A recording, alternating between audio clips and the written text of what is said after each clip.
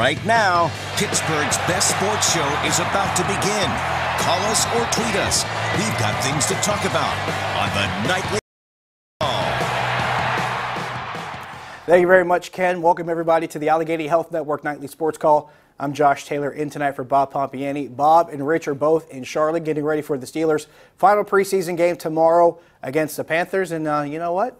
Let's just stick right there and talk about the Steelers, because that's the big news of the day as it goes right now. Of course, the Steelers acquire a free agent cornerback who was just released just hours before signing with the Steelers, had just been released by the Cleveland Browns. Joe Haden is a Steeler. That's the development of the day, especially after a day after making a trade with the San Francisco 49ers to acquire a tight end, Vance McDonald.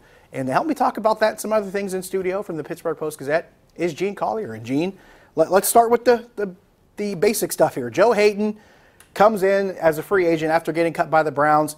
There had been so much reaction in the time where the Browns had cut Joe Haden. If you're on social media, people were saying, oh, the Steelers should look at Joe Haden. Oh, the Steelers should look into this. Or there were a lot of opinions whether they should or shouldn't. And within hours, that actually happened. I think it was the first time in a while some Steeler fans actually wanted a free agent, and they signed the guy hours of wanting him. So that's a different kind of development. It's the first time I can remember something like that happening. It is. And as you mentioned, this happens commonly. And just about anybody who gets released anywhere in the league, regardless of whether they make any sense for the Steelers, the fans seem to want him, Darrelle Revis, whoever you're talking about. And here's Joe Haden, and I didn't think the Steelers had any interest in Joe Haden. And here he is, always a worthy opponent, certainly, but the Browns don't want him. Now, there was a lot of speculation there as to why the Browns didn't want him, because one of the blanket answers was, oh, well, if Cleveland didn't want him, why would the Steelers want him?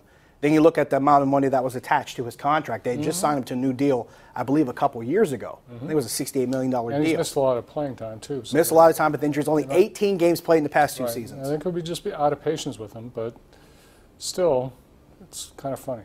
And it's a lot to pay a guy that kind of money when he's not playing a lot of games. It makes it way too expensive to keep that guy around. But in terms of the pedigree, two-time Pro Bowler, one-time, second-time All-Pro. Yep. So we're looking at a guy who, on paper, by the way, he walks into the office, walks into the door on South Water Street with more Pro Bowls and more All-Pro nominations than the rest of the Steelers' defensive backfield combined.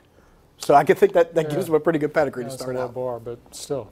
True. I don't know if that speaks well to him or badly about the Steelers, but that's what you're looking at. If you want to look at anything else, maybe just the fact that that kind of talent hasn't been on this kind of roster in a while, especially at the cornerback position. And this is the answer to the people who will call and say, well, should we be concerned about the secondary? I guess so.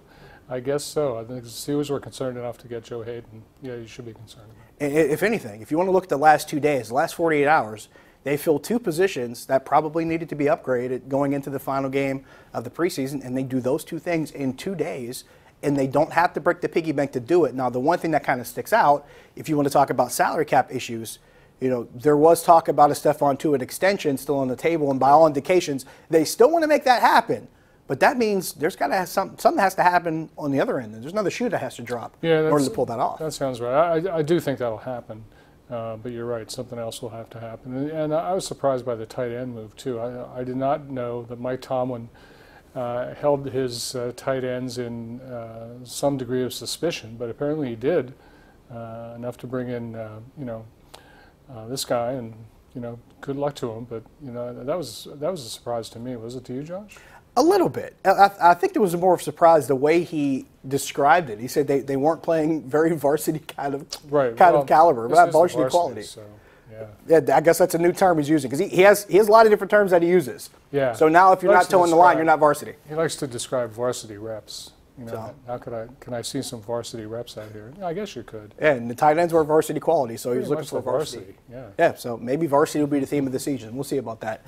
In the meantime, we will take a break. We will take your phone calls, 412-575-2600 on the Bordas & Bordas hotline. Also, we'll take your thoughts on Twitter at Josh Taylor HD. Gene and I will see you in a minute.